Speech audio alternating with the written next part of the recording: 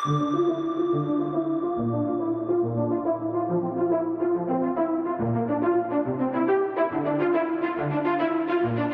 is the Multifaith Matters podcast. I'm your host, John Moorhead.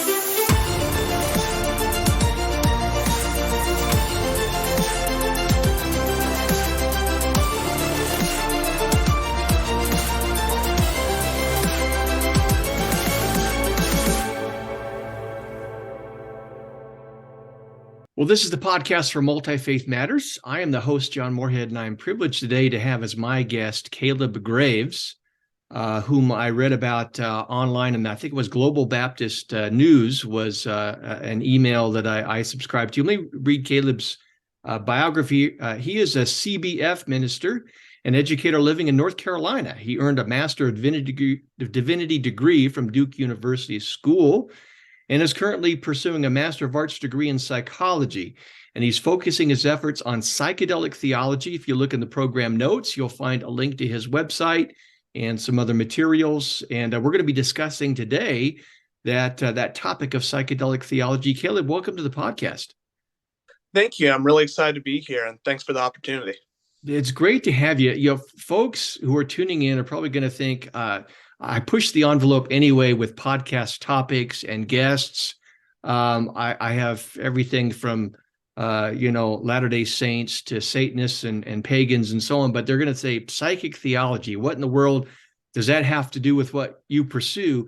And one thing that struck me in the piece that you wrote was we'll talk about this later, but just to kind of set the table, was that the church is not prepared for this idea of psychedelic theology. And of course, there are religious groups where psychedelics are at the heart of that. So this is a cutting edge religious and theological issue. And that's why we're having you on the program. But let's begin with a personal note. How did you, as a Christian minister, come to pursue this central topic for yourself of psychedelic theology? What was your experience and interest in this?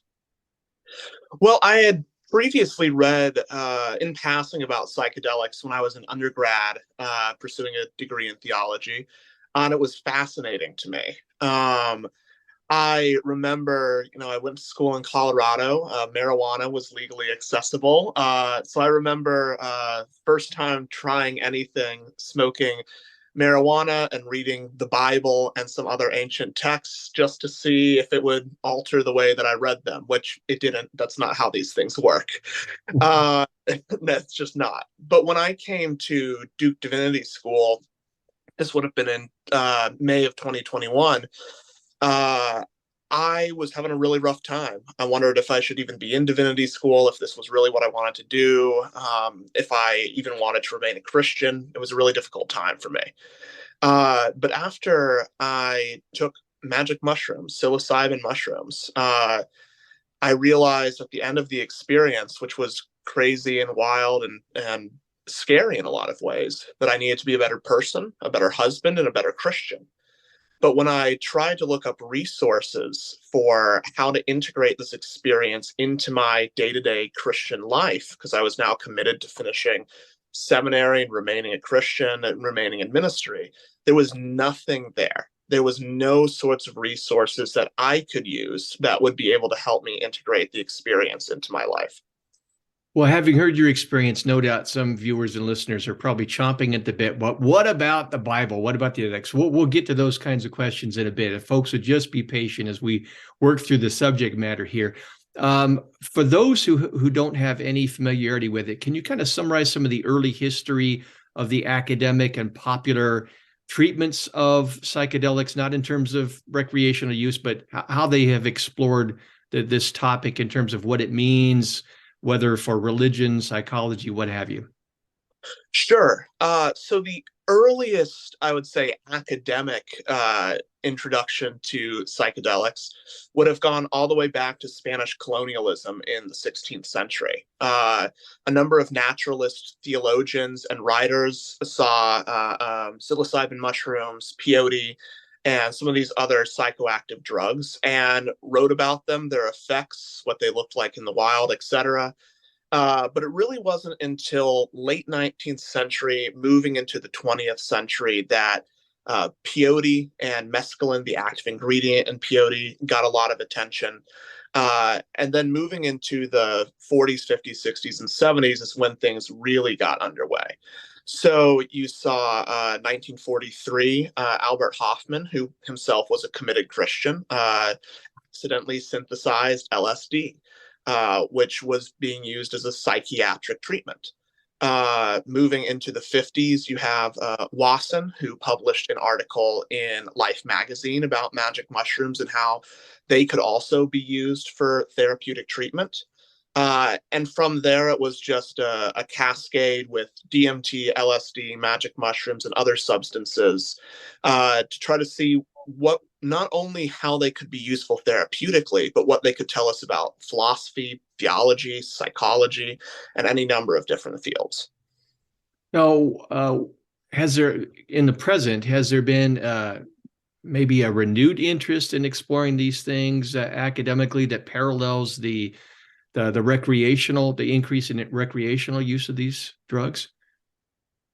I think there's a recognition since after things sort of went off the rails in the 60s and 70s, and these substances largely were criminalized, even going so far as to be identified as more dangerous, wrongly so, this has no medical backing, but identified as more dangerous than cocaine. Uh, there's a renewed understanding that we need to go back to indigenous practitioners who use these substances and the wisdom traditions that they might be able to provide for us. So when we're looking at these categories of like clinical, medicinal, and recreational use, that split binary really doesn't exist when we're talking about psychedelics anymore. There's an understanding that these things can be used therapeutically, they can be used spiritually, they can be used just for fun. They can be used by indigenous people to keep their culture alive. So there's a wide variety of different ways that psychedelics are used that don't really fall in current research into purely medicinal or purely recreational. Well, let's move from kind of that background and that foundation to a discussion of the experiences themselves. I found in doing some prep work for our conversation, I found this really interesting article by Jules Evans titled "Caves All the Way Down." And what was interesting about that article was the author acknowledged that they had used psychedelics and found them helpful, that they leaned more towards kind of a universal experience, a non-duality kind of thing. But yet the author was critical at the same time that majority interpretation and perspective is the only one. Can you talk about, there are not only dualists, but not the non-dualist tends to be the one that's presented as the truth about the experience, but there are also other experiences as well. Yeah, so I think the issue that arises here, one of the things that psychedelics does neurologically, I think leans towards the non-dualist perspective as an easy interpretation. Psychedelics disrupt the way that the brain relates to itself and the different parts of the brain talk to itself, which can disrupt one's sense of self completely so that there is no sense of self compared to the outside world. But it can also interrupt one's understanding of how one relates to themselves. So it's easy to have the non-dualist interpretation, but that's hardly the only one. In the 1962 Good Friday experiment, in which seminarians and staff members from Boston University were given psilocybin, the active ingredient in magic mushrooms, everybody there described the experiences in this experiment in explicitly Christian fashion. Howard Thurman was the preacher, and he was aware of the experiment being done that day. And yeah, everyone's experience was explicitly Christian. They read the Bible, they prayed the Psalms, they played in Christ the Lord is risen today on the organ. They praised the Lord for his death and resurrection, but also his coming at the end of days. So there are ways to interpret this explicitly in Christian fashions, but also in all sorts of different ways. I think the way that we prep ourselves, the expectations we have for what this experience will give, largely determines the sort of experience that we have.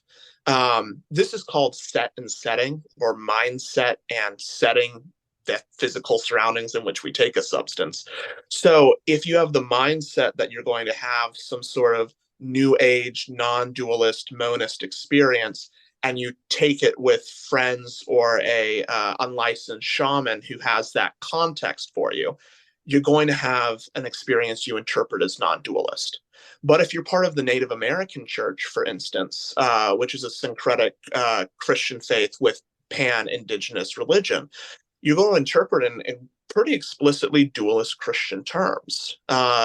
So again, largely the context and mindset and background you take to the trip dictates how you're going to interpret it. So you kind of tease that out a little bit further. Some of what I read talked about how one interprets the entities that one may encounter is also related to culture bound and religion bound types of things. So I think some want to view these experiences as one is tapping into an unmediated, pure, culture-free, bias-free kinds of things. But I don't know that there is anything such as an objective experience. We all bring something to it. So even local indigenous tribes and so on will bring their perspective to these experiences. Is that correct? Yes, that's correct. And I think what you've touched on here is very important, where the perennial interpretation growing out of sort of the Ivy Leagues of psychedelics in the 1960s and 70s was supposedly this great universal moral truth that was behind all religions, was behind psychedelic experiences. But as I've written myself, this universal truth, quote unquote, looks a whole lot like liberal Protestantism in the 1960s. Mm. So it's really easy for us to universalize, especially with powerful experiences. It's easy to universalize our experience, think that this is the ultimate truth, instead of recognizing that we've brought our own background into these experiences. Well, as you know, we've in America and the West, we're going through this interesting period of secularization, but it's not necessarily equated with atheism. It's moving away from the credibility or perceived credibility of religious institutions, more towards an individualized spiritual quest. People are looking for new ways of re-enchanting the world. How do psychedelic experiences challenge a materialist understanding of the world and provide perhaps another way to re-enchant the world for people? Yeah, so we've seen in a number of different studies that ingestion of psychedelics can affect our metaphysical outlook on the world. That doesn't mean that if you take magic mushrooms or LSD for treatment of PTSD, for instance, or anxiety, this doesn't mean you're going to walk out the other side a Buddhist or a Christian or an atheist or something just because you had this experience. But what it does show is that it shakes people's metaphysical mores. So, one study from Johns Hopkins found that belief in angels or other spiritual beings, belief in an afterlife, that among psychedelic users, this increased about 35% by about a third compared to before they tried psychedelic drugs. There's been some studies showing that it can push people to become Christians or theists instead of atheists, because the experiences that they have are mind blowing. It's difficult for people who have not had psychedelics to understand this. But I met one person not long ago who said that on a DMT trip, they met a being of pure love and light and beauty who held them in their arms and said that they weren't what their abusive parents had told them they were. And from this experience, they started going to church. It was solely from this experience that they decided, I need to pursue spiritual life. And came into an evangelical church just downtown from where we both live. So it can be just the experience of the psychedelic substance itself, a change in a sense of self, changes in our senses, changes in our cognition. People report visiting the many Buddha lands, or meeting Jesus Christ himself. Or one atheist I spoke to met seemingly met the Virgin Mary in this experience. So if you have had these stories about religion, but you don't believe these stories, and then these stories are quite vividly brought to life right before your eyes, it's harder to ignore those things. One additional point that I like to bring up to people is that it's easy to believe that psychedelics are just something that happens inside the brain, that it's just drugs. But whether or not it is just a psychological, neurological occurrence, people consistently report experiences that they have evidence that these experiences were real outside of the trip. So you might have someone that spoke to a few months ago who had an experience where they seemingly met Jesus Christ, and Christ gave him some insights into ancient texts that he didn't even know existed. And when he went to look up these texts after the trip, not only was he shocked to learn that they exist, but he was shocked to learn that their contents matched what he had experienced during this trip. Now, that's hard to explain away. You can, if you really want to, say that perhaps he fell asleep one night watching a History Channel documentary that mentioned these manuscripts, but that's difficult to do. But whether or not you believe these stories isn't the point. The point is that these stories affect people, that people walk away thinking, I can't explain this rationally through purely scientific means. It's time to look elsewhere as a well for knowledge for how to live my life. Now, for me, one of the reasons why I find this so interesting, I've spent some time the last few years looking at the neuroscience of religious belief. And of course, the brain is involved in that process. There have been some that might be a bit reductionistic in finding the so-called, God part of the brain where one can stimulate an allegedly supernatural experience. But it just makes sense to me that since we are embodied beings, if there is a realm beyond the material, that it must interact with the material in the process.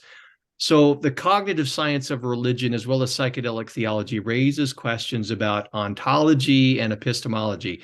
What's the nature of reality and how do we know? What kinds of tools are available and what kind of research has been done to try and understand these experiences? Yeah. So there's been a great deal of research about this. But it's still really relegated to a small number of people. I read a great book, Psychedelics and Philosophy from Bloomsbury Press, that addresses this. Hmm. And the sort of issues that are being talked about, I think it's very interesting, are very Christian issues, whether or not they use Christian language. So one article I looked at was whether psychedelic drugs are distorting reality. Are Mm-hmm. you viewing something about reality, or is this a distortion, a lie that you are self-imposing upon yourself? And the summation of this article was that psychedelics don't actually distort reality, that reality as we experience it through our senses is largely subjective.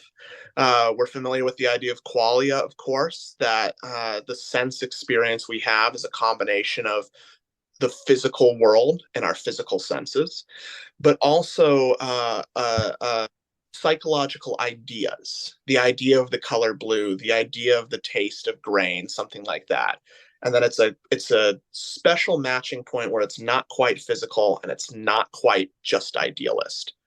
Those are the sorts of ideas that we're dealing with in psychedelics as well, is asking, uh, can this purely be something that's happening inside of our heads, or is it somewhere in the middle there? How does the mind relate to the body? Let's talk about this is the part where we get into looking at some of the objections that Christians often bring and some of the assumptions to it. I remember during the COVID vaccine debates, some Christians were citing certain biblical texts in Galatians and Revelation, pharmakeia, and so on. They were trying to make the case that biblically you shouldn't be involved in it because it's connected with sorcery and these kinds of things. And I can see some Christians might want to use those kinds of texts as an argument against the Christian use of psychedelics, connecting it with the possibility of supernatural evil and so on. However, the use of psychedelics is not completely foreign to the Judeo-Christian tradition. It was interesting that they found a Judahite shrine, the temple structure set up where there were remnants of THC that had been used in that process. So there is some kind of connection there. Can you speak to some of the biblical and theological objections that Christians might have about this? For sure. So when it comes to pharmakeia, I believe it's Galatians 5:20 is what's frequently brought up the most. It's interesting that God's Word translation explicitly renders this as drug use. It makes a direct correlation between any use of substances today and pharmakeia in the past. But when we look at what pharmakeia was in historical context, it was a specific type of plant magic or plant sorcery, which was designed to draw power from the gods or from sort of dark, less mainstream sources to affect the world. So Saint Jerome condemns in his commentary on Galatians, condemns pharmakeia not simply because it's magic, because it was magic for sexual and romantic things. That this was not what God would want, is for us to manipulate people into loving us.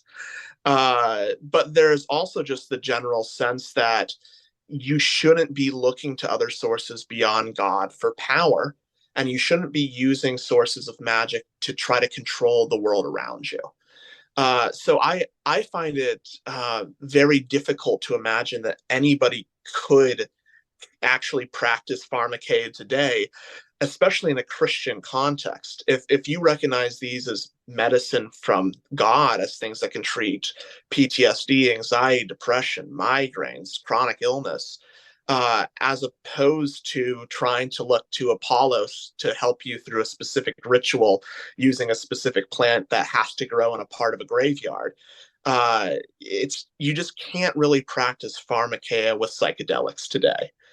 But it's interesting that this is a situation where drug use isn't particularly well liked throughout Christian tradition.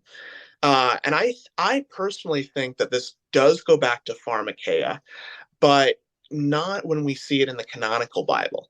When we look in the book of Enoch, which we know was, if not canonical, well respected in early Christianity, pharmakeia was taught to the daughters of men by the fallen sons of God, the angels.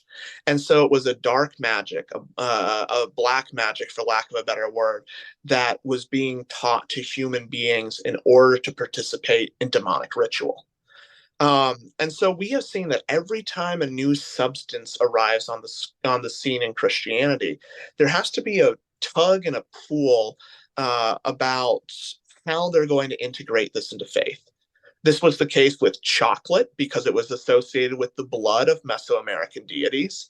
This was associated with tobacco, again with Mesoamerica. Coffee had a little bit of a taboo around it because it was associated with Islam and with Muslims. Khat is a amphetamine-containing plant in Africa that is, again, largely condemned because it's associated with Islam. It's the issue of trying to make sure that the substances that are being used don't get one associated with outsiders, those outside of the church. But I think there still is a good amount of history showing that Christians can engage with substance use in a mindful and in a educated and a very practical way. So as you just mentioned, Telerad in, I believe it's the 9th century or 10th century, somewhere in there, temple in Judah that was discovered that had THC and other substances that were burned, not just somewhere in the temple, but in the holiest of holies of the temple. It was an offering to God that was being given there. And as you bounce forward, it might be shocking for some people to learn that frankincense is a very psychoactive drug that we now know causes anti-anxiety properties, relaxation, So if you've ever been perhaps to a church that particularly likes its incense, and that church is just thick with the fog of frankincense or myrrh or something similar, uh, that is psychoactively affecting the people who are taking part in this church service. And then when you go forward after the horrors of Spanish colonialism, when Christians largely condemned psychedelics, we still nonetheless see that laws allowed for medicinal use of peyote, medicinal use of magic mushrooms, and that the church was largely not worried about these substances as long as they weren't being used in a way that they considered to be dangerous. They were still considered medicines, and some Christian theologians even suggested that they were special medicines God had given to the indigenous people as an alternative to the Eucharist. So there's always been this strand of Christianity reaching back even into ancient times with Jewish practices, where substance use is still there. It's being used mindfully, it's being used curiously, and it's being used both to heal the mind, the body, and even the spirit. Well, if coffee is forbidden theologically, I'm in big trouble. So thankfully, we need to be a little more discerning there. But it sounds to me like sometimes I run across in Christian writing and so on and commentary these fairly simplistic black and white kinds of biblical and theological analysis on various topics. For example, they'll say the Bible forbids all forms of divination. But if you look carefully at the biblical tradition, there are instances of divination that are approved. And the issue seems to be whether or not one is seeking guidance in terms of seeking out Yahweh rather than through pagan gods and so on. So I think this parallels, if I'm understanding you correctly, we need to look a little more carefully at what Scripture is actually saying and look at the history of how the church has understood that. Is that correct? Yeah, I think that's absolutely correct. It is very easy to read into scripture and to read into church history, our modern world. But as we know, the scriptures are 2 to 3 thousand-year-old texts written in three dead languages in cultures completely different than our own. And if you're sitting on the East Coast like I am, they were written by people who are 5 to 6 thousand miles away from me. So I think it's really dangerous in all topics, not just this one, to try to apply our modern world to the ancient texts instead of asking what are the holy scriptures trying to tell us? What was what they were meant to say in the ancient world to the ancient people, and in what ways can this still be used as wisdom for our present lives? Well, to kind of return to something that I mentioned at the top about how the church is unprepared for the implications of psychedelic theology. We now have psychedelic chaplains, psychedelic churches. In prepping for this conversation, doing a Google search, I live in outside the greater Salt Lake City area, and I discovered a church in Salt Lake City founded by former Latter-day Saints that's a psychedelic church. I never would have thought that that was the case. But of course, there are other psychedelic churches that incorporate other indigenous religions and so on. As you've mentioned, it's being used to treat PTSD and anxiety and all kinds of things. So when you wrote in that article that the church is unprepared for this, are these the kinds of things you have in mind? In what ways is the church? I think one person said the church always specializes in being behind. Are we behind in this, and how can we be better prepared? I think we are very behind in this, and not just behind in this. I think there is a tidal wave of change right at our backs, and we've only just now turned around and recognized that it exists. Um, one one study that I saw that was done by the U.S. government showed that over 8% of young people, being 18 to 30, I believe, reported using psychedelics within the past year. That is a lot of recreational use. And that comes from the decriminalization that we've seen happen in Oregon, in Colorado, throughout Wisconsin and Michigan, Washington, D.C., Oakland, California just introduced a bill to decriminalize psychedelics. So it's absolutely the case that we have clinical medicinal changes that are coming. But also, like marijuana, this is simply going to come at a decriminalized, legalized level that virtually anybody can take this. So we're seeing an unprecedented increase in use of these substances, both clinically, culturally, spiritually, and recreationally. And I just do not think that the church is ready for this. The image that has stuck in my mind was when I met this person that told me about when they met Jesus and a being of light on DMT. What if they hadn't talked to me? What if they had talked to your pastor? What if they had talked to you as a pastor? Would you have been ready to tell them? What would you have told them? Would you be ready to talk about this at all? And I just don't think we're there. So I think we definitely need to have professional training for psychedelics for Christians. I'd love to see a network of pastors nationwide as this is used clinically or if this is used recreationally, where therapists and clinicians can say, hey, you said you had some deeply religious Christian experiences. There happens to be a minister in your area who is licensed to talk about this or that we know has passed their certificate to help you with this. Would you like to talk to them? At the same time, I would just like pastors and Christians nationwide to get ready. I mean, your grandson or your nephew or your own dad or grandpa could be the one who is coming to you, whether you're a minister or not, and saying, hey, I've tried this, or the VA says this might be a good treatment or something like that. What do you think? All Christians and ministers need to be ready for what's about to change, what's coming. Which opens the door for you, Kaleb. What do you hope that your research, your work at your website, again, look at the podcast notes, folks, to get in touch with what Kaleb is doing. What do you hope to bring through your ministry, and what additional resources should people seek out to learn more about this? Yeah, for sure. I really am trying to do some low context, low buy-in work for people who might be culturally Christian, but not terribly theologically literate, but also work with Christians of all theological education levels. But the issue that I see coming with Christian interpretation of psychedelics for greater culture is that if you don't have a master's level education or above, I don't know how you're going to understand a lot of the things being written right now.